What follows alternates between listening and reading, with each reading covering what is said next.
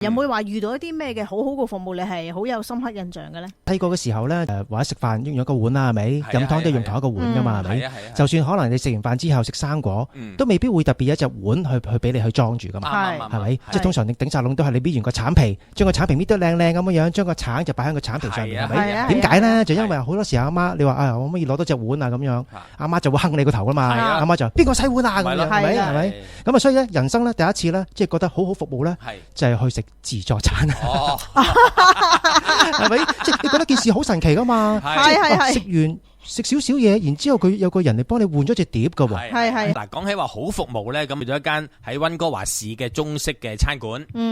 咁啊行入去嗰陣時咧，就叫嘢坐低啦，叫啲點心啦咁樣。我突然之間聽到嗰個即係女侍應姐姐，佢就靚女幾多位啊咁樣。因為我真係好耐未聽喺溫哥華咧。我真係未聽過有人咁樣稱呼啲客啊！靚女咁啊，喂幾多位啊？或者靚仔幾多位？嗱，最多咧就係話，小姐幾多位啊？先生啊幾多位啊？咁樣。所以我好恨咧去即係以前香港咧去茶餐廳食飯㗎，係咪啊？即係你就算嗌碗白飯，貪佢嗰個嗌嗰個靚仔，就算自己唔係靚仔都貪佢嗌嗰個白飯嘅靚仔。